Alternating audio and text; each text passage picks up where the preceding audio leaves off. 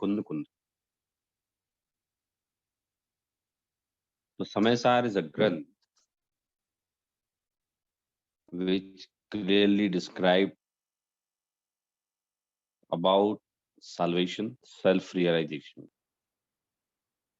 But before understanding the self-realization or salvation, you will have to understand the process. What is the process to understand ourselves? Though there are many religions, they usually talk about the self-realization or how you can just attain moksha. There are many philosophies, many religions. They usually tell the way. But when we see on the ground of argument, self-realization and moksha, other philosophies are unable to prove the real way of pleasure. But in Janagam, we find that on the basis of logic or on the ground of logics, are many acharyas just described or describing about soul. So first and foremost, Acharya of this Pancham Kal is Acharya Kund Kund. Though in one sentence, he can say that your soul is powerful, your soul is having Anant Gun. And you must realize if you are willing to attain moksha. But this small statement is not sufficient for those who don't know about Jain Darshan, don't know about the way of understanding the soul. That's why Acharya Kunkun and Acharya Amarchand in Samaysar Kalash is describing how you have to understand Janvani. Last time we discussed about Anekant, Anekantvad and Syadvad. So there are many dharma in one vastu, and Syadvad is a Shali by which we can understand all virtues, all gun of that vastu one by one. From point of view, it means apeksha se. So last time we discussed that यदि जैन दर्शन में आप प्रवर्तन करना चाहते हैं तो निश्चय व्यवहार दोनों नयों को नहीं छोड़ें, क्योंकि एक के बिना तीर्थ का और दूसरे के बिना तत्व का लोप हो जाएगा. 4 नंबर का कलश था इसमें कि जो उभय नयों में विरोध दिखाई देता है, दोनों नयों में जो विरोध दिखाई देता है वो विरोध स्यादवाद वचनों को जो जानते हैं वे उन नयों में दिखने वाले विरोध का नाश कर देते हैं. उसके द्वारा मोह का भी नाश हो जाता है और नयातीत अखंड आत्मा की प्राप्ति हो जाती है. स्वयं शीघ्र ही समय सार में वे रमते हैं. So this is the way how you can reach to your soul. So Nishchay and Vyavahar, without understanding, without the proper knowledge of Nishchay and Vyavahar, you will not be understand your soul. Because आपकी आत्मा, हमारी आत्मा अनंत गुणों को समेटे हुए है और उन अनंत गुणों को एक साथ कैसे समझा जाए, तो उसके लिए हमें अनेक निश्चय व्यवहार नय का प्रयोग करना पड़ेगा, अनेकांत स्यादवाद का प्रयोग करना पड़ेगा, तब हम उस आत्मा को समझ सकते हैं, तत्व को समझ सकते हैं.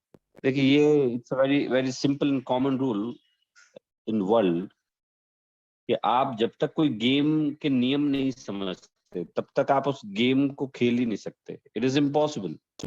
First of all you will have to understand the rule of games. You will have to know the nature of that game.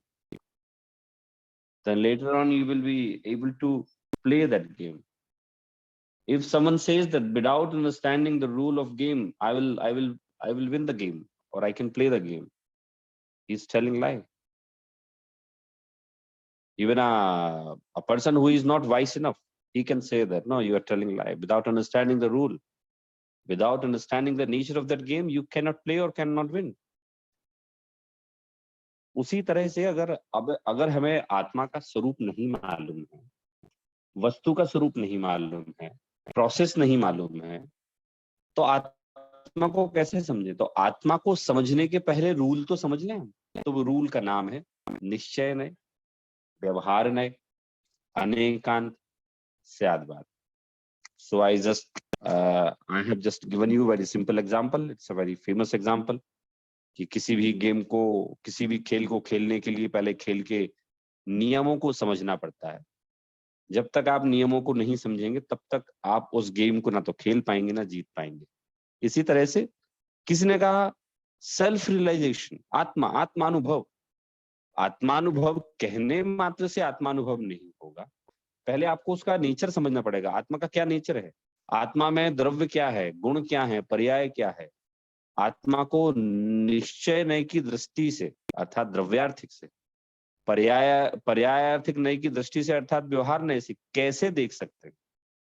दोनों नयों में जो विरोध दिखाई देता है वो विरोध एक्चुअल है कि वस्तु को समझने के लिए है? तो आत्मा को एक सामान्य शब्द में कहा जा सकता है आत्मा. लेकिन जब उस आत्मा को हम डिटेल में समझते हैं तो उसके लिए हमें पूरी अपेक्षाएं, पूरी विवक्षाएं, बहुत सारा मटेरियल लगता है. उसी को हम लोग यहाँ समझ रहे हैं कि आत्म कल्याण की भावना से जो जिनवाणी का रुचि पूर्वक स्वाध्याय आदि करना होता है, चर्चा करनी होती है, प्रश्नोत्तर करना होता है, वही जिन वचनों में रमण करना है. चौथे नंबर कलश में लिखा है ना, जो जिन वचनों में जो रमते हैं. रमते का मतलब क्या है? वे हम अभी रम रहे हैं. हम लोग अभी चर्चा कर रहे हैं. फिर आप लोग बाद में मंथन करेंगे अर्थात चिंतन करेंगे. कुछ समझ में नहीं आएगा तो प्रश्नोत्तर करेंगे. तो इसे बोलते हैं जिनवाणी. इसमें जिन वचनों में रमण करना. और बिना जिन वचनों में रमण किए तो ये आत्मा को प्राप्त नहीं कर सकता. इसलिए आत्मा को समझने का स्याद्वाद ही एक, या वस्तु को समझने का स्याद्वाद ही एक ऐसा अमोघ उपाय है. अमोघ इट मीन्स की पेनिसिया, रामबाण. अचूक उपाय है ये, जिसके द्वारा जो हमें परस्पर विरोधी धर्म दिखाई देते हैं ना, वो विरुद्ध धर्म हमें सही से समझ में आने लगेंगे कि कहाँ किसका कैसा प्रयोग किया जाए. इस तरह से 4 नंबर का हमने एक कलश पूरा किया था. और ये भी आया था साथ में कि जो लोग संक्षेप रुचि वाले हैं उनके लिए तो समय सार यहीं समाप्त हो जाता है. अब हम आगे जो कहेंगे वो सब विस्तार रुचि वालों के लिए हम कहने वाले. तो विस्तार रुचि के लिए फिर 5 नंबर का एक कलश आया था. कलश आया है मतलब अभी इसमें यही चलना है हमारा कि व्यवहारणया स्यादद्यापि प्राक् पदव्यामिह निहित पदानाम हंत हस्तावलंबः तदपि परमर्थम चित चमत्कार मात्रम पर विरहित मंतः पश्यताम नैष किंचित. आप लोग चाहें तो ये संस्कृत में पढ़ा जा सकता है. चूंकि हम लोग मूल ग्रंथ की गाथाएं प्राकृत की पढ़ रहे हैं, फिर भी कहीं कहीं हम जहाँ लगेगा बीच में हम संस्कृत का ही पढ़ सकते हैं. तो पढ़ते हैं. चलिए मैं यहाँ से बोलता हूँ, आप लोग दोहराइए इसको. कलश निकाल लीजिए. इसमें कलश 5 नंबर का कलश है. शेयर आज बुक शेयर नहीं करी. जी की है ना, शेयर की है. कुंजन ने की.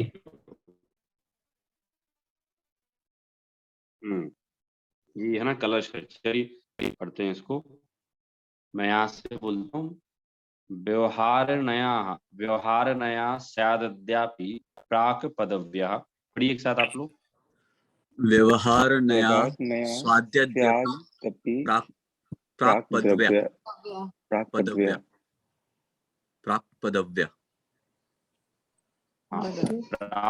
पदव्य मिह निहित पदानाम हंत हस्तावलंबः.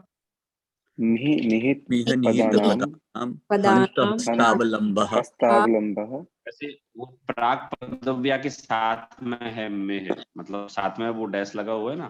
तो स्यादद्यापि प्राक पदव्या मिह निहित पदानाम हंत हस्तावलंबः. तीसरी पढ़ता हूं मैं यहाँ से. तदपि परम मर्थम चित चमत्कार मात्रम. तदपि परम चमत्कार मात्रम. देखिए ये चित कैसे था? चित्त था ना, चित चमत्कार था, तो इसको संस्कृत में बोलते संधि हो गई, तो संधि होने में ता का चा बन गया। चित चमत्कार मात्रम, अगर अलग अलग बोलना है तो ऐसे बोल सकते हैं चित चमत्कार मात्रम, और एक साथ बोलना है चित चमत्कार मात्रम, तो इसलिए मैंने इसको तोड़ दिया, चित चमत्कार मात्रम पढ़ सकते हैं। पर विरहित मंतः पश्यताम नैष किंचित, पढ़िए, पर विरहित पर मंतः विरहित मंतः पश्यताम नैष किंचित। किंचित। हाँ, पर विरहित मंतः पश्यताम नैष किंचित। अब मैं यहाँ से चारों लाइनें एक साथ पढ़ता हूँ, आप लोग ध्यान से सुनेंगे, फिर आप लोग पढ़ेंगे।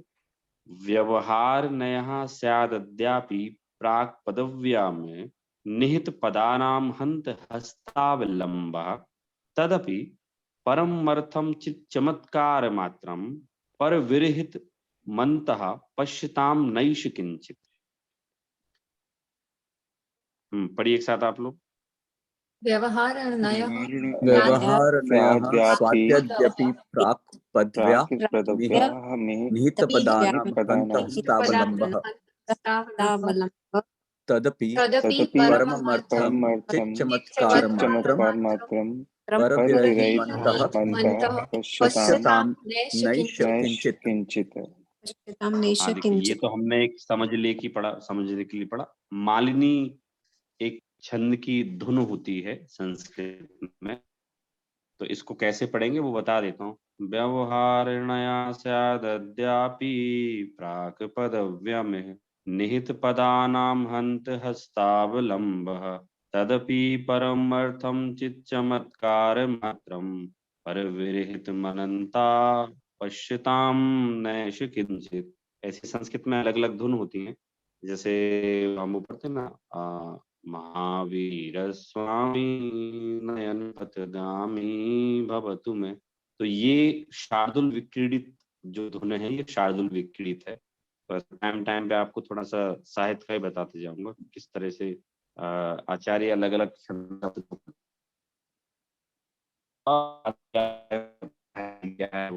हैं कि जो दुर्बल को लाठी है हस्तालंब। तो व्यवहार में एक ऐसा है, आप यूं समझ लीजिए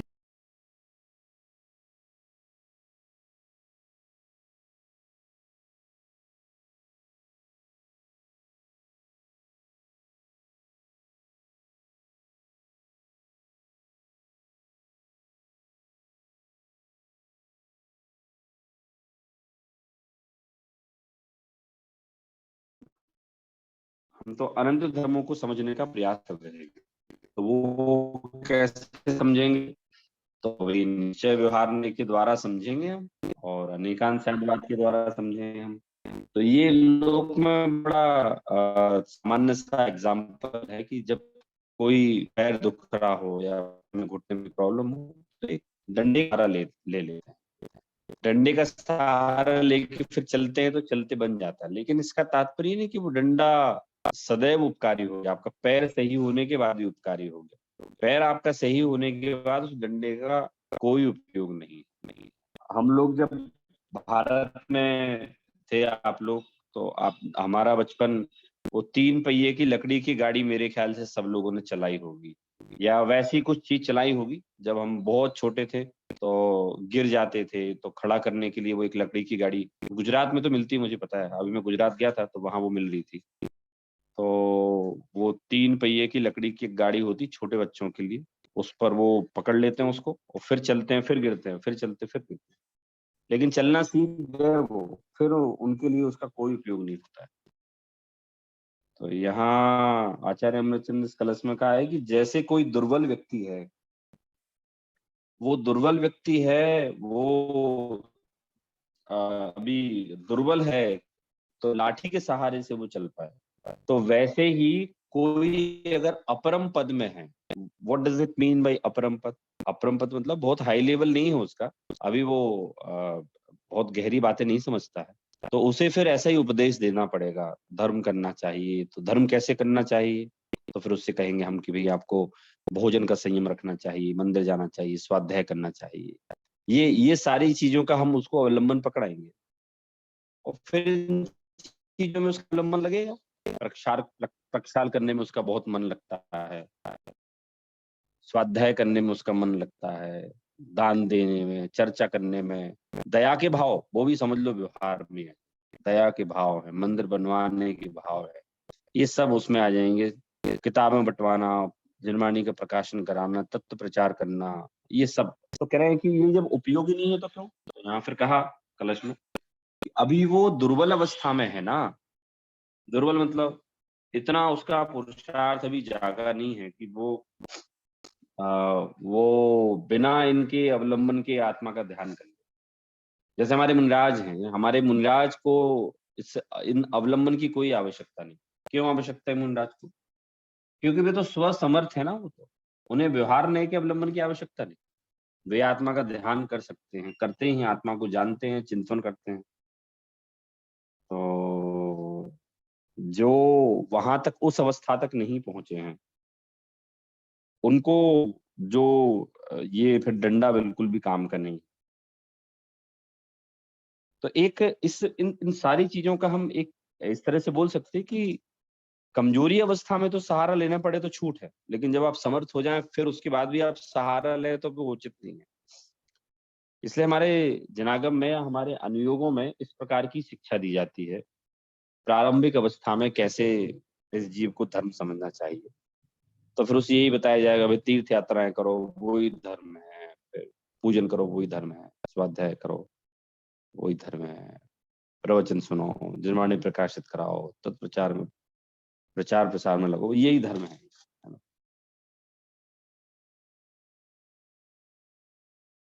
तो फिर 2 लाइनें हैं कि उपयोगी व्यवहार सभी को अपरम पद में, जितने लोग अपरम पद में हैं, निहित पदानाम हंत हस्तावलंब, मतलब वो जब तक कमजोर है तब तक तो उसको डरने का अवलंबन योग्य है, और अपरम पद में व्यवहार ने सबको उपयोग है, लेकिन जो उपयोगी नहीं रंच भी उन लोगों को जो रमते हैं, पर उपयोगी नहीं रंच भी उन लोगों को जो रमते हैं समय सार परमर्थ चिन्मय चिदघन में, तदपि परमर्थम चित चमत्कार मात्रम पर विरहित मनतः पश्यताम नैसे किंचित। जो पर से हट गए हैं, उनको अगर चिन्मय चिदघन की प्राप्ति करनी है तो वे ऊपर व्यवहार में नहीं रमेंगे। ये चूंकि इसकी कैटेगरी चेंज हो गई, ये ऊपर के स्तर में आ गया है, मतलब नीचे के स्तर से ऊपर के स्तर में आ गया है। तो कह रहे हैं आप अगर व्यवहार नए का अवलंबन नहीं भी लेंगे तो चलेगा। आप यद्यपि समझ सकते हैं उस चीज को कि द्रव्य क्या है, तत्व क्या है, आत्म द्रव्य का आप अनुभव कर सकते हैं, इस प्रकार से कहा है। अब अगर कोई व्यक्ति चलना भी सीख जाए तो फिर हम कहते हैं खेद है फिर तो, कि भाई आपको जब तक चलना नहीं सीखे थे तब तक हाथ का सहारा ले रहे थे, तब तक तो हमने समझ लिया ठीक है, लेकिन ये आप सशक्त हो जाएं और उसके बाद भी आप हाथ का सहारा लेके चले तो कहते हैं ये आपका जो डिसीजन है गलत है, आप अपने आप को अभी भी कमजोर समझ रहे हो। ऐसे कह रहे हैं कि जब एक बार ये जीव अच्छी तरह से एस्टेब्लिश हो गया, चीजें समझ ली गहराई से, फिर इसके लिए हम क्यों नहीं, वो अपना पद में नहीं है ना, वो तो अपना पद में चीजों को समझने लगा सब चीजें।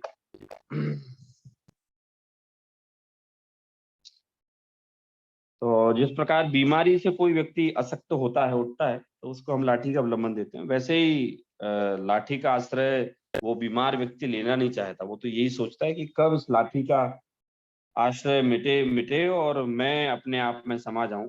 ये भाव इस छंद में पूरा व्यक्त किया गया है। तो आई होप सरल है छंद, कोई कठिन तो है नहीं।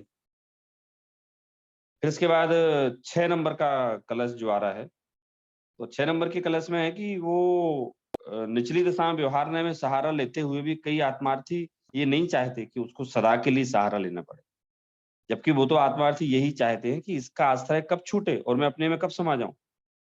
तो अब ये 5 नंबर का भाव जो छंद था, वो उसमें ये बताया गया कि भाई कैसे वो कमजोर आदमी वहां ले। फिर अब निश्चय सम्यक्त्व का स्वरूप बताने के लिए आचार्य अमृतचंद ने 6 नंबर का कलश भी लिख दिया कि भाई अब व्यवहार ने का अवलंबन ले लिया उसने, और लेने के बाद अब वो परिपक्व हो गया, तो परिपक्व होने के बाद फिर निश्चय निर्णय का अवलंबन किसको लेना चाहिए, कौन ले, तो एग्जैक्टली यहाँ कलश में 6 नंबर के कलश में बताया जा रहा है।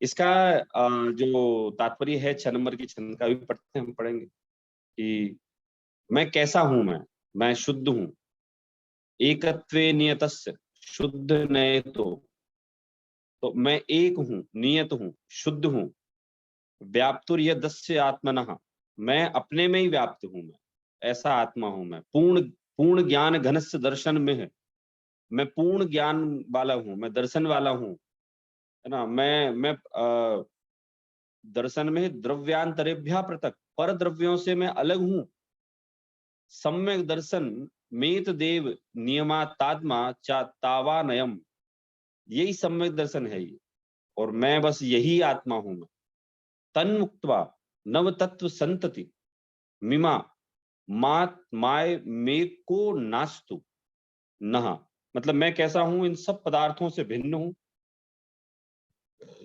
नव तत्व की संतति से भिन्न हूं मैं, और पर द्रव्यों से भिन्न हूं मैं तो एक केवल और एक आत्मा ही हूं। तो मतलब अब इसमें 5 नंबर के छंद में जहां आचार्य अमृतचंद ने ये बताया कि किस तरह से वो व्यवहार नय का अपना लेता है, हम इसको ऐसे बोल सकते हैं, लेना चाहिए या लेता है। और फिर इसके बाद में कह दिया कि जिनने अच्छी तरह से समझ लिया है गेम का रूल, मतलब मैं बोलता हूँ गेम का रूल समझ लो, जिनने अच्छी तरह से व्यवहार नय को समझ लिया है कि इसके द्वारा ही निश्चय नय को समझा जा सकता है आत्मा को, तो वो गेम का रूल समझ गए हैं। तो फिर वो आत्मा को कैसा फील कर रहे हैं, वो आत्मा को एकत्व वाला आत्मा, पूर्ण आत्मा, ज्ञानमय आत्मा। और ऐसा चिंतन आप कब करो, नव तत्व की, मतलब 7 तत्व और जो पुण्य पाप दो हैं उनको मिला के बोलते हैं 9 तत्व। तो आप तो 9 तत्व की संतति छोड़ के करो। हम व्यवहार में अगर एग्जैक्टली ले तो ऐसा भी ले सकते हैं कि अभी तक ये जीव को धर्म हमें ये कह के बोल रहे थे कि स्वाध्याय करना जो है वो भी धर्म है, तत्व का चिंतन करना भी धर्म है, उसे भी व्यवहार नहीं हम कह सकते हैं। लेकिन यहाँ इस छंद में बोल दिया कि जो जीव परद्रव्य के स्वरूप को परद्रव्य जैसा समझ गया, अब वो परद्रव्य के स्वरूप को परद्रव्य जैसा समझ के क्या करेगा वो, तो बोले वो अब नव तत्व की संतति में नहीं रमेगा, वो अपनी आत्मा को एक अखंड जानेगा, वो अपनी आत्मा को परद्रव्यों से भिन्न जानेगा। तो दोनों छंद कोरिलेट हैं। पहला छंद जो है 5 नंबर का, उसमें ये बताया जा रहा है कि किस तरह से ये जीव को कमजोर अवस्था में व्यवहारने का अवलंबन लेना चाहिए। फिर छंद में बोल रहे हैं कि निश्चय सम्यक्त्व का स्वरूप क्या है, जब ये जीव समझ जाता है चीजों को तो कैसी अवस्था होती है। तो मैं यहाँ से पढ़ता हूँ, आप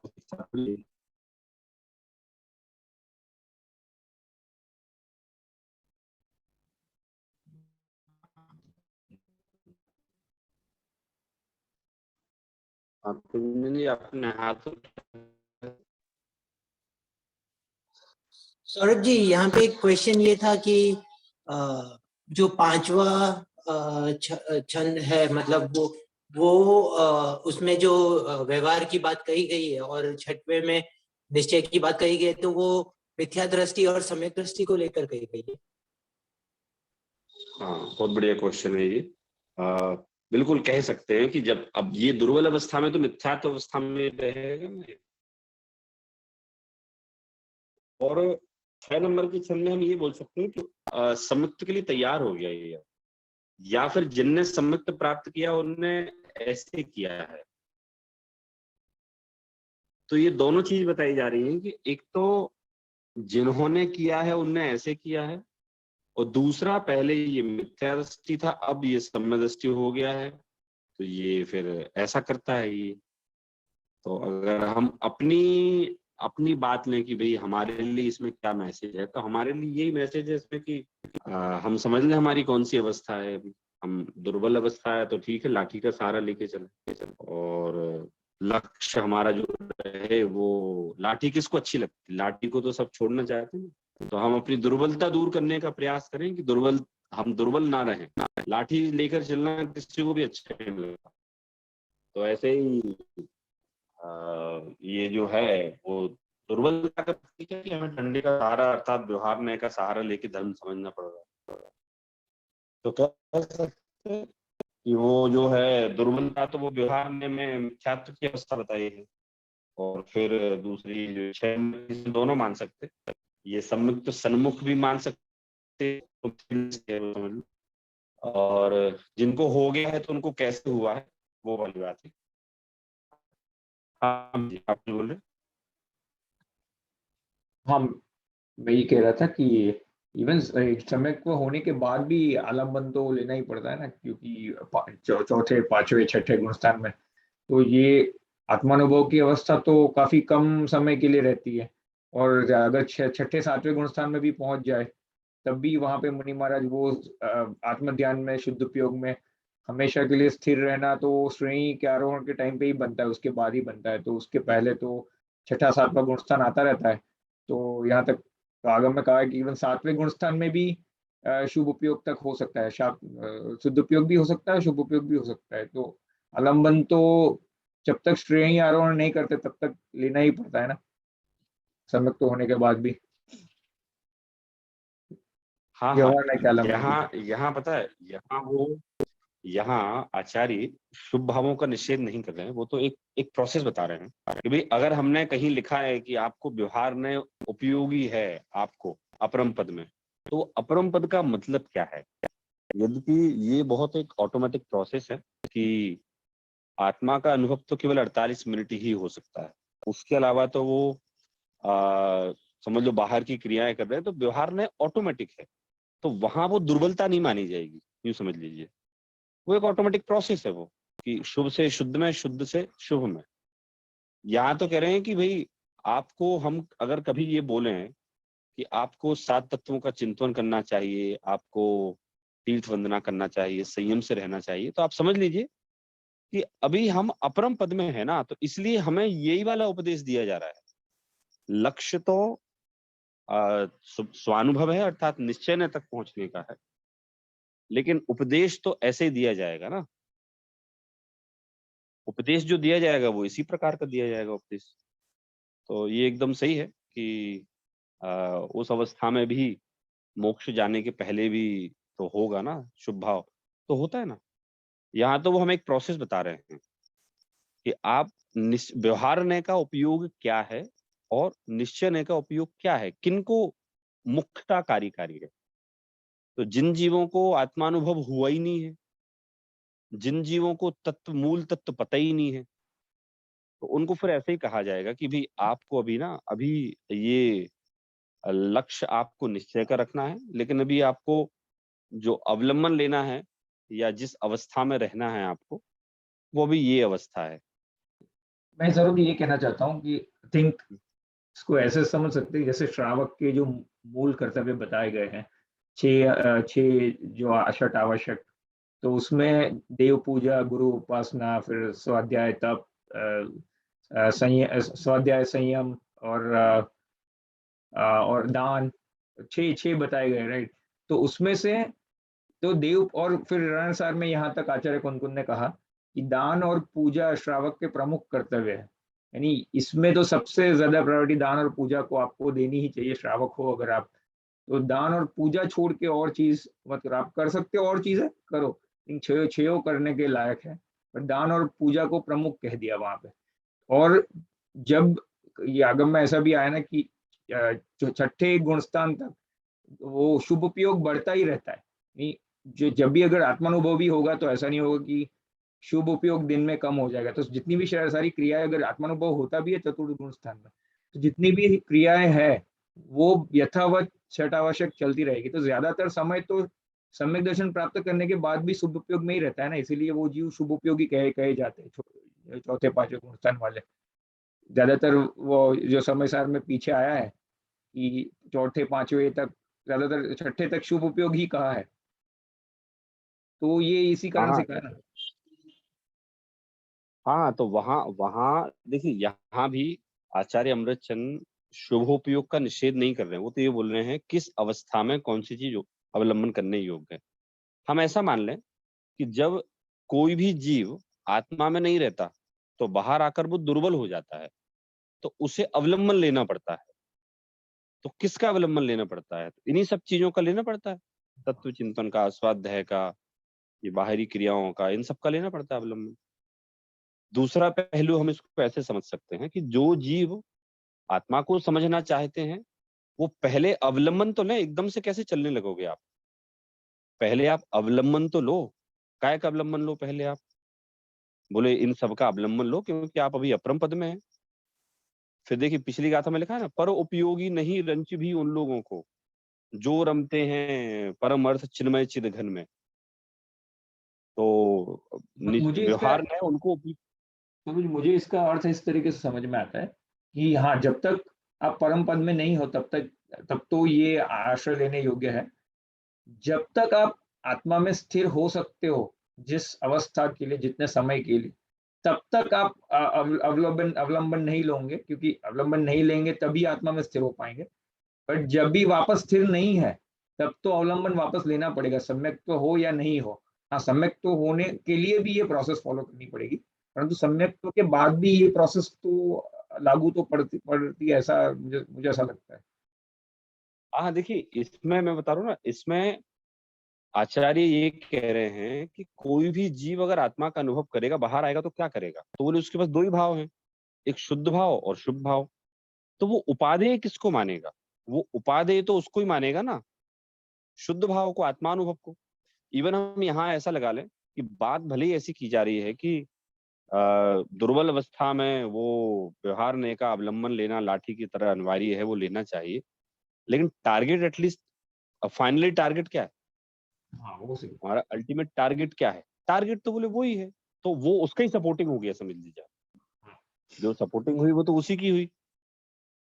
हाँ, तो वो अवस्था में निषेध नहीं है कि अवस्था में नहीं होगा ऐसा, वो तो होगा उस अवस्था में, वो बट नेचुरल है। वो क्या होता है यहाँ कंफ्यूजन लोगों को कैसी हो जाती है कि कोई उस व्यवहार ने कोई मोक्ष का कारण मान ले। आचार्य बार बार पूरे समय सार में क्लियर करेंगे, कोई मात्र उस व्यवहार ने के अवलंबन कोई संपूर्ण ना मान ले कि भाई हो गया मेरा तो बस इससे ही काम हो जाएगा। तो उनको कहना पड़ रहा है कि भाई ठीक है, जो अपरम पद में स्थित है उनके लिए उपयोगी हो सकता है, लेकिन वही जीव जब परम पद में पहुंच जाए तो उसे उपयोगी नहीं रहेगा। तो वो बाद में व्यवहारने में नहीं आएगा, शुभ में नहीं आएगा, ऐसा नहीं है, वो आएगा। लेकिन यहाँ बता, अब उनको ये आएगा जरूर लेकिन उपयोगी नहीं रहेगा तो ये उनको। स्टेटमेंट से थोड़ा मिसकंसेप्शन हो सकता है, मुझे ऐसा लगता है, क्योंकि जब प्रयोजनवान, क्योंकि ये जो कहा है कि जब वो प्राप्त होते तब प्रयोजनवान नहीं है, मगर अगर अगर हम ऐसा लगा ले कि उसके बाद प्रयोजनवान नहीं है, तो यहाँ पे बहुत अंतर पड़ जाएगा। जब वो आत्मध्यान में लीन है तब तो प्रयोजनवान नहीं है, वो तो समझ सकते हैं, बट ऐसा कहना कि उसके बाद प्रयोजनवान नहीं है, इससे बहुत बड़ी गड़बड़ हो सकती है। इससे ऐसा हो जाएगा लोगों की, अगर हाँ एक बार सम्यक तो प्राप्त हो गया तो और चीजों की और अवलंबन की आवश्यकता ही नहीं है, ऐसा, यानी ऐसा किसी को लग सकता है। मैंने ऐसा नहीं बोल रहा हूँ कि नहीं आप नहीं, ऐसा अब कह रहे इसमें, हाँ इसमें सुनिए सुनिए, इसमें ये पूरा का पूरा जो बात चल रही है ना, पूरी श्रद्धान की बात चल रही है, बाहर किसी को दिखाने की क्रियाओं की बात नहीं है। पूरा समय सार जो है ना, पूरा समय सार श्रद्धान की बात करेगा आपसे। तो यहाँ बात हो रही श्रद्धान की। व्यवहार ने भी उतनी तन्मयता से, अपन एक शब्द में कहें तो वो करेगा, और अगर सहजता की भाषा में बात करें तो उसको होगा, वो उस अवलंबन में आएगा। लेकिन श्रद्धान में उसको उपयोगी नहीं है, वो करेगा मतलब सहज में ही आएगा वो तो, लेकिन उसे उपयोगी नहीं है वो। बाहर में तो किसी को दिखेगा ना तो वो नॉर्मल से ज्यादा ही भक्त दिखेगा। अच्छा, एक्चुअल में सातिशय पुण्य तो उनको ही बनता है ना भाई, ये चक्रवर्ती बनने का पुण्य किसको बनता है? तो चक्रवर्ती बनने का पुण्य तो उनको ही बनता है, किसी और को थोड़ा बनता ही नहीं है, सम्यक दृष्टियों को ही बनता है। ये तो रूल है। इसका मतलब ये है कि सम्यक्त्व की उपस्थिति में ही इतने उत्कृष्ट शुभ भाव हो सकते हैं जो कि चक्रवर्ती तीर्थंकर का पुण्य मानते हैं, सामान्य जीव को नहीं हो सकते। लेकिन वो ऐसा कहते हैं कि यद्यपि तीर्थंकर को इतना महान पुण्य का उदय है, परंतु वो उसमें रमते नहीं है, उसमें खुश नहीं होते वो, क्योंकि वो अवलंबन लेकर रखते हैं अपने स्वरूप का। तो यहाँ निषेधात्मक नहीं है बात, यहाँ तो ये बता रहे हैं कि वो अंदर में श्रद्धान में उनकी कैसे चेंजेस होते हैं। नहीं सरोज जी, यहाँ पे ये गाथा में सिर्फ श्रद्धान की बात नहीं है, यहाँ पे अर्थ में लिखा हुआ है कि उसकी श्रद्धा करते तथा उस रूप लीन होकर चारित्र भाव को प्राप्त होते हैं। नहीं, यहाँ पे श्रद्धा तो है, उस समय वो आत्मध्यान में लीनता की भी बात की गई है, तो वो समय को वो प्राप्त नहीं होते, हाँ व्यवहार का आश्रय नहीं लेते, परंतु जैसे ही बाहर आते हैं तब तो वो प्रयोजनवान हो ही जाएगा ना। तो मैं आपको ये तो बोल रहा हूँ, आप समझे नहीं। देखिए प्रेरित जी, प्रयोजनवान हो जाएगा ये एक सामान्य कथन है, लेकिन श्रद्धान में वो प्रयोजनवान नहीं मानेंगे। हाँ हाँ, वो समझ तो सहज में ही होगा, वो प्रयोजनवान मानेंगे नहीं वो उसको। वो तो एक सहज में दो भावों में आदमी रहता ही रहता है, या तो शुभ या शुद्ध में रहेगा, शुभ या अशुभ में रहेगा, या शुभ या शुद्ध में रहेगा, तो वो तो होगा। और मिथ्या दृष्टि से कई गुना ज्यादा उनको शुभ भावों की उत्कृष्टता रहती है। उनकी भगवान की भक्ति हो, अगर मान लो हमारे आचार्य शुभ भावों में एकदम प्रगाढ़ता से रमण ना करते, तो आज हमारे सामने ये समयसार शास्त्र भी ना होता, क्योंकि ये शुद्ध अवस्था का रिजल्ट नहीं है, ये तो शुभ अवस्था का रिजल्ट है। बात यहाँ ये है कि अब उनको अंतरंग में शुभ भाव में रहते हुए भी प्रयोजनवान नहीं है। उनको प्रयोजनवान मतलब बिना काम का नहीं कहेंगे यहाँ, उनको अब यूं समझ लीजिए कि आत्मा का अनुभव की उनको बार बार ललक रहती है। शुभ भाव में रहते हुए भी उनको जो ललक, जो जाने की इच्छा होती है, रमण करने की जो इच्छा होती है, शुभ भाव भी इसलिए समझ लो रमण करते हैं ताकि वहां तक पहुंच सके, और इसमें कोई बुद्धिपूर्वक नहीं होता, वो सहज है। तो एक वहां की बात है। यहाँ तो 5 नंबर छंद और 6 नंबर छंद में यही कहा गया भाई, 5 किसको व्यवहार नए अवलंबनकारी है और किसको निश्चय नए अवलंबन लेते हैं, वो वाली बात यहाँ बताई जा रही है। तो निश्चय नए के आगे तो व्यवहार नए का निषेध होगा ही होगा, और व्यवहार नए के आगे निश्चय नए का निषेध होगा, क्योंकि ये दोनों एक साथ तो रह नहीं सकते। ये जो शब्द है ना बुद्धिपूर्वक, वो भी छठे गुण स्थान तक हमारी जो भी क्रियाएं होती है वो भी बुद्धिपूर्वक ही होती है ना। जैसे मन किया स्वाध्याय करना है, या फिर मुनि महाराज को आहार करने का भाव है, सब बुद्धिपूर्वक ही होता है ना, वो ऑटोमेटिक तो नहीं होता है। हाँ, इसमें देखिए बढ़िया उदाहरण आया, देखिए धाय माँ का उदाहरण आया कि जिस तरह से धाय माँ, मतलब पहले क्या होती थी कि रानियां जो होती थी ना, तो उनके बच्चा तो हो गया उनका, लेकिन वो बच्चे को फीडिंग नहीं कराती थी, पालती नहीं थी। अभी रानी है ना, तो वो एक धाय माँ होती थी। धाय माँ कैसे कि भाई किसी का बच्चा होके मर गया तो धाय माँ होती थी। तो धाय माँ बुद्धिपूर्वक उस बालक का पूरा ध्यान रखती, ऐसा ध्यान रखती कोई और नहीं रख सकता। उसको लग जाए तो उसकी माँ नहीं रोए, लेकिन ये रोए, दिन भर 24 घंटे इसके साथ रहता है। लेकिन अगर अपन अंतरंग में इसके भाव भी बच्चे की केयरिंग करने के हैं, उससे भाव में राग भी है, लेकिन अगर अंतरंग में अपनत्व के श्रद्धान की बात करें तो बोलते हैं वो धाय माँ को उसके प्रति श्रद्धान में अपनत्व नहीं है, परिणामों में अपनत्व है, तभी तो वो काम कर पा रही है। भाई हम लोग जैसे कंपनी में काम करते हैं, कोई भी करता है, कोई भी सेल्स एग्जीक्यूटिव आता है, तो वो पूरी कंपनी भले ही वो 2 लाख करोड़ की कंपनी हो, तो वो क्या बोलता है, हम लोग ऐसा नहीं बनाते। मतलब अब तो ऐसी बात करते हैं सब लोग, कोई भी उनका नॉर्मल सा भी अगर कोई बैंकर आए तो यही बोलता, मेरा बैंक, मेरे बैंक ने अभी ये चीज बनाई है, तो भैया तुम्हारा बैंक है क्या? तो वो कह रहे हैं कि वो मुनीम का उदाहरण भी आता है इसमें। तो इसमें वो रमण करते हैं, लेकिन अंतरंग में जैसे वो धाय माँ शुभ भाव होते हैं, बुद्धिपूर्वक होते हैं, परंतु अंतरंग में वो उसे अंतरंग में अपनत्व नहीं होता। ऐसे ही बुद्धिपूर्वक शुभ भाव होते हैं, और यहाँ तक के होते हैं कि तीर्थंकर प्रकृति का बंध हो जाता। अगर बुद्धिपूर्वक ना होते होते तो इतना प्रकृति का बंध नहीं हो सकता। ग्रंथ लिखने में भी आचार्य ने बुद्धिपूर्वक ही ग्रंथ को लिखा, ऐसा नहीं लिखा उन्होंने कि ठीक है चलो जैसा लिखा जाएगा वैसा लिख दूंगा। तभी तो हमारे सामने अलग अलग छंद आए, कभी रोला, कभी मालिनी, कभी शार्दुल विक्रीडित। तो सारा काम बुद्धिपूर्वक ही हुआ, क्योंकि सम्यक दृष्टि के सारे काम बुद्धिपूर्वक ही होते हैं। लेकिन हम बात कर रहे हैं श्रद्धान की अपेक्षा। ये पूरे ग्रंथ में हमें याद रखना पड़ेगा कि जो भी बात हो रही है श्रद्धान की हो रही है। आगे आने वाले गाथाओं, आगे आने वाले अधिकारों में तो व्यवहारने का निषेध भी कर देंगे, परम विशुद्ध ज्ञान अधिकार में व्यवहारने का निषेध भी कर देंगे। तो निषेध निश्चय नहीं की अपेक्षा जो परम पद में है उस अपेक्षा से निषेध कर देंगे। वो सर्वथा निषेध नहीं है, वो उस नए की अपेक्षा से निषेध होगा। तो ऐसे ही यहाँ भी है कि अब इसमें 6 नंबर के छंद में ये बताया है कि जो जीव है ये निश्चय नय का अवलंबन लेने वाला, तो शुद्ध नय की अपनी आत्मा को शुद्ध नय का घन पिंड मानता है, मैं स्वयं में परिपूर्ण हूँ ऐसा मानता है, अपने ही गुण पर्यायों में व्याप्त हूँ ऐसा मानता है, मैं एक एक हूँ, मैं नियत हूँ, मैं शुद्ध हूँ। इस तरह से जो भगवान आत्मा को और पर द्रव्यों को उनके भावों से तक पृथक देखना, मतलब मैं इन शुभ भावों का भी करता नहीं, मैं इन सब से भी अलग, मैं इस शुभ भावों की पर्याय से भी अलग। खैर ये बहुत गहरी बात हो जाएगी और ये आगे आने वाली गाथाओं में आने ही वाली है। तो यहाँ तो इतना ही है कि मैं जो हूँ, मैं निश्चय ने के विषयभूत जो एक जीव तत्व है, जीव द्रव्य है, मेरा जीव द्रव्य है, जो कि शुद्ध है, ज्ञान से बना हुआ है, नियत है, बना बनाया भगवान है और पर द्रव्यों से, पर भावों से पृथक है। बस यही निश्चय सम्यक दर्शन है। मतलब निश्चय सम्यक दर्शन की क्या वो है, प्रोसेस है। तो जो जीव अंतरंग में श्रद्धान में अपने आप को पूर्ण मानता है, अनंत गुणों से व्याप्त मानता है, अपने आप में तो एकत्व मानता है और पर द्रव्यों से भिन्नपना मानता है,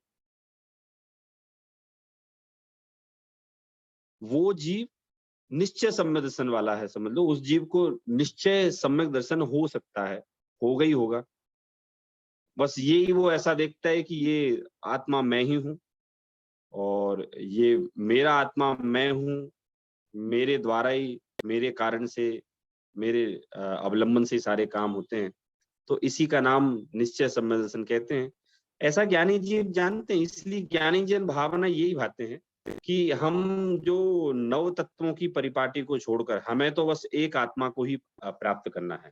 तो 7 तत्वों के चिंतन के लिए कोई मनाही नहीं है, वो तो होगा ही होगा। वो तो भावना भाते हैं, अर्थात अंतरंग में ऐसी सोच रखते हैं कि हमारा ध्येय क्या है, हमारा ध्येय, हमारा लक्ष्य क्या है। तो हमारा लक्ष्य तो स्वरूप की प्राप्ति है। तो स्वरूप की प्राप्ति कैसे होगी? तो बोले निश्चय नय के विषयभूत, निश्चय नय के विषयभूत जो जो तत्व हैं उसको बताने वाले। तो कैसे हैं कि मैं परद्रव्य से भिन्न हूं, मैं परभावों से भिन्न हूं मैं। तो चलिए अपन संस्कृत पढ़ते हैं।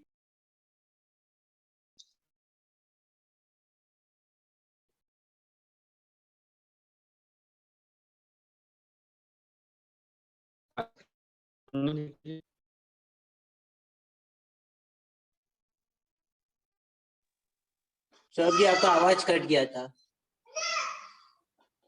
हाँ मैं बोलो स्क्रीन शेयर नहीं की है क्या? मुझे दिख नहीं रही क्या? शेयर है क्या?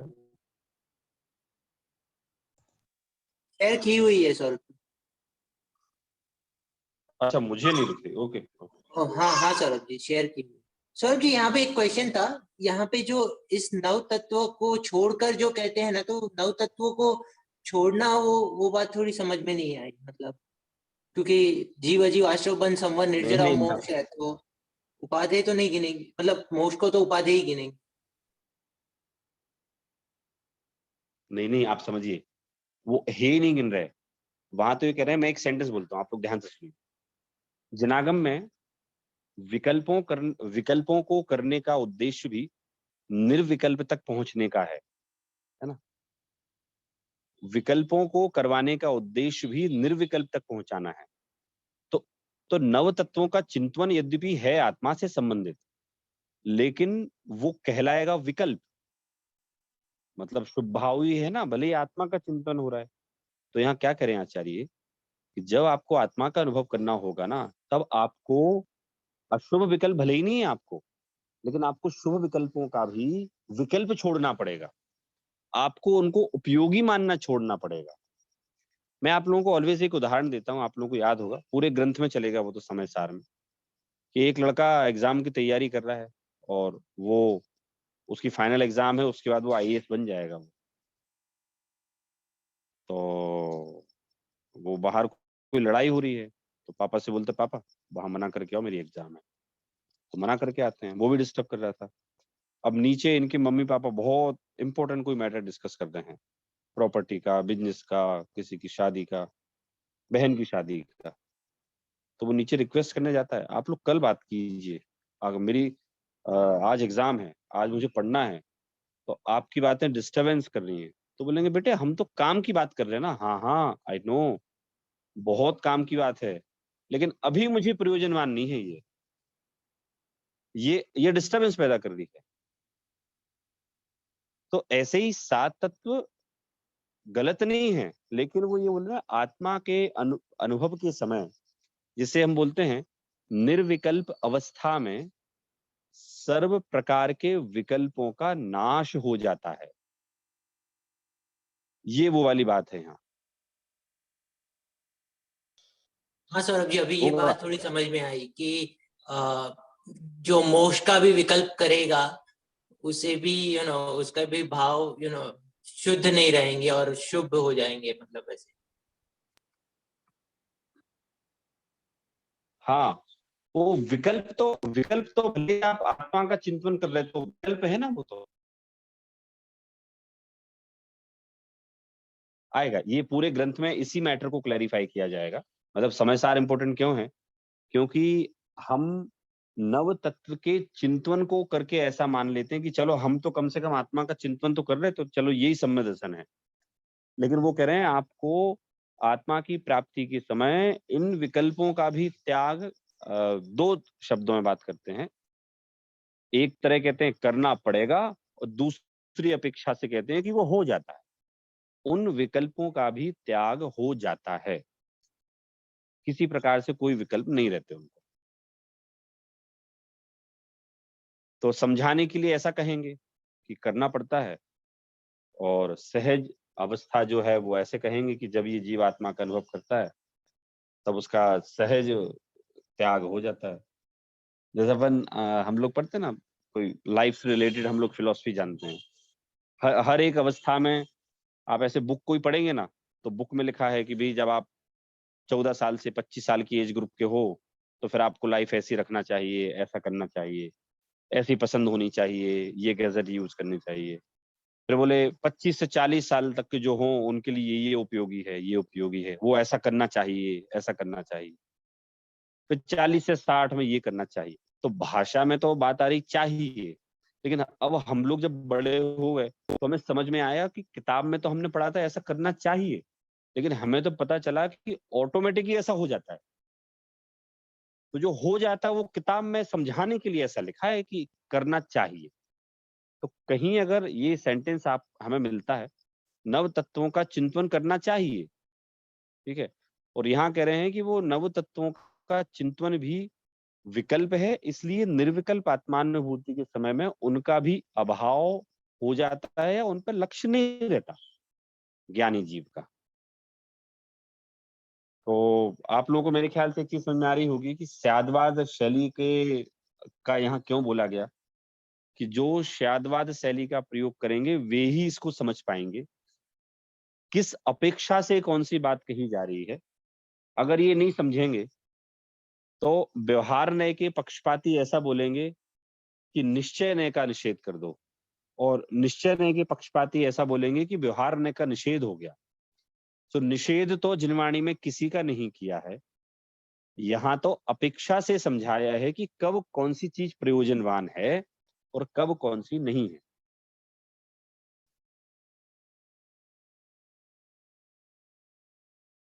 हाँ, तो चल पढ़ते हैं हम लोग। मैं यहाँ से पढ़ूंगा, आप लोग एक साथ पढ़िए। एकत्वे नियतस्य शुद्ध नयतो व्याप्तोर यदस्यात्मनः। हाँ पढ़िए। एकत्वे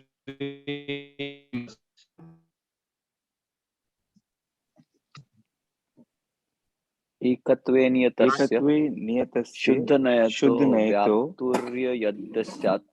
व्याप्तुर्यदस्यात्मनः। हाँ देखिए, मैं फिर से पढ़ता हूँ। एकत्वे नियतस्य शुद्ध नयतो व्याप्तुर यदस्यात्मनः। पढ़िए एक साथ फिर से।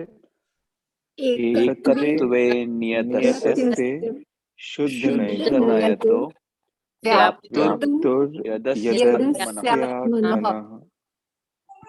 बराबर है। पूर्ण ज्ञान घनस्य दर्शन में द्रव्यांतरेभ्यः पृथक। पढ़िए एक साथ। पूर्ण ज्ञान घनस्य दर्शनमेह द्रव्यांतरेभ्यः पृथक। फिर से पढ़ता हूं मैं। पूर्ण ज्ञान घनस्य दर्शन में द्रव्यांतरेभ्यः पृथक।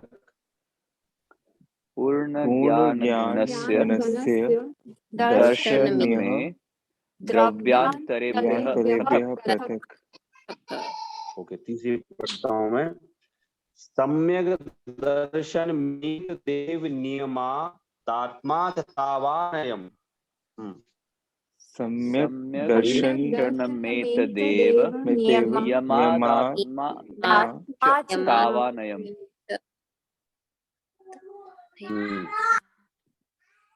सम्यक दर्शन में देव नियमा दात्मा च तावानयम्। सम्यक दर्शन में देव नियमा दात्मा च तावानयम्। हाँ, अब आखिरी लाइन है, थोड़ा सा बड़ा आखिरी में वो आएगा एक शब्द, उसको तोड़ तोड़ के बताऊंगा तो आप लोग क्लियर होगा। तन मुक्त्वा नव तत्व संतति मिमा माय मेकोस्तु नः। फिर से पढ़ता हूं मैं, ध्यान से सुनिए आप लोग। तन मुक्त्वा नव तत्व संतति मिमा माय मेकोस्तु नः। पढ़िए एक साथ। तन मुक्त्वा नव तत्व मिमा माय मेकोस्तु नः। अरे संस्कृत दुनिया की एक ऐसी भाषा है जिसमें एक शब्द ना 10 पेज का भी हो सकता है। संस्कृत साहित्य जब आप लोग पढ़ेंगे तो आपको समझ में आएगा कि एक शब्द 10-10 लाइन तक ही खत्म नहीं हो रहा है वो। क्योंकि संस्कृत भाषा में क्या होता है, संधि हो जाती है। मतलब वो संधि का मतलब कि नमः जॉइन तुभ्यम नमस्तुभ्यम, तो वो एक साथ बोल के नमस्तुभ्यम हो जाता है। ऐसे ही जो इतना बड़ा जो शब्द है ना, ये एक नहीं है, वो अलग अलग शब्दों को उनने संधि कर दी और संधि करके वो इतना बड़ा शब्द बन गया। तो ऐसे काफी सारे जगह ये शब्द आते रहेंगे हमारे। एक महाकवि बाणभट्ट हुए हैं, मतलब संस्कृत साहित्य का बता रहा हूँ। वो बाणभट्ट ने ऐसी लिखी है, वो शिव पुराण और विष्णु पुराण है वो। तो उन्होंने ऐसा लिखा है कि आप अगर पहले पेज से 40वें पेज तक पढ़ेंगे तो आपको उसमें शिव की कथा मिलेगी, और जब आप पीछे से उल्टा पढ़ना चालू करेंगे तो उसमें विष्णु की कथा मिलेगी। मतलब वो कमाल की इंटेलिजेंस ही प्रयोग की उन्होंने वहां। क्योंकि ये मैजिक संस्कृत भाषा का है। संस्कृत भाषा में बहुत कम शब्दावली में बहुत अधिक व्याख्यान कर सकते हैं। तो ये मैं इसलिए बता रहा हूँ कि ये छंद जो है ना, ये छंद उसी का पार्ट है कि कम शब्द में ज्यादा व्याख्या कैसे आचार्य ने की। प्राकृत भाषा जो है ना, प्राकृत भाषा सरल है, संस्कृत उससे डिफिकल्ट है। प्राकृत में जैसे विसर्ग नहीं होते, इतनी क्या बोलते डिफिकल्टीज नहीं होती इसमें। संस्कृत ज्यादा कट भाषा मानी जाती है इन कंपैरिजन ऑफ प्राकृत। तो प्राकृत सीखना आसान है, लोगों को लगता है ऐसा है कि प्राकृत कठिन है और ये सरल है। हाँ, तो यहाँ पे चंद पढ़ा, मैं एक बार पूरा पढ़ देता हूँ, आप लोग ध्यान से सुन लीजिए इसको। एकत्वे नियतस्य शुद्ध नेतो व्याप्तो यस्यानः पूर्ण ज्ञान घन दर्शन में द्रव्यांतरेभ्यः पृथक् सम्यक दर्शन मेत देव नियमा दात्मा च तावानयम् तन्मुक्त्वा नव तत्व संतति मिमा मात्माय मेकोस्तुना। इसका अगर हिंदी में अपन देखें तो जो नियत है स्वयं के एकत्व में शुद्धने से, और वो ज्ञान का घनपिंड जो आत्मा है वो पूर्णतः परद्रव्यों से पृथक है। 9 तत्वों की संतति, तीसरी लाइन जो है ना, तावानयम सम्यक दर्शन मेत देव नियमा दात्मा च तावानयम, 9 तत्वों की संतति को छोड़ के बस एक यही चीज अपनाओ कि इस आत्मा का, सॉरी चौथी लाइन में दिया हुआ है, ये आप समझो कि इस आत्मा को का दर्शन ज्ञान यही है कि उसको ही हम उपादेय माने और वो ही हमें अपनाना चाहिए। तो इस तरह से में जो बात कही जा रही है वो बात ऐसी कही जा रही है कि आपको इसका कैसे लेना है। इसमें लिखा हुआ भी, भावार्थ भी लिखा हुआ है इसमें, है ना। फिर इसके बाद जो 6 नंबर के कलश के बाद जो बात है जो, और ये भी साथ में हम समझ लें कि आत्मानुभव को परमात्मा की दृष्टि से बराबर समझें। जो रूप आगम में बताया गया है, तो आगम में बताया गया है गुरु मुख से सुन के अच्छी तरह से समझना चाहिए। अब गुरु मुख से सुन के मतलब हम लोग तो डिस्कस कर रहे हैं, यहाँ जिन गुरु की बात हो रही है वो आचार्य अमृतचंद की बात हो रही है, आचार्य कुंदकुंद की बात हो रही है समझ लो, और आचार्यों की।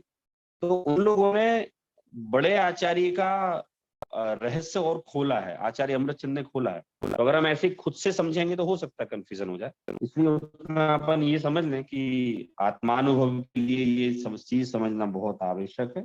और जिस तरह से कोई तीरंदाजी का अभ्यास कोई बड़े सकुशल गुरु के निर्देशन में करता है, तभी वो वैसा तीरंदाज बन सकता है। इसी तरह से ये भी हमें अभ्यास निर्देशन में कर रहे हैं हम लोग, तो हम यूँ समझ लो कि हम आत्मा का अभ्यास आचार्य कुंदकुंद आचार्य अमृतचंद के निर्देशन में उनकी वाणी को सुन के हम कर रहे हैं, और ये एक राजमार्ग कहा जा सकता है।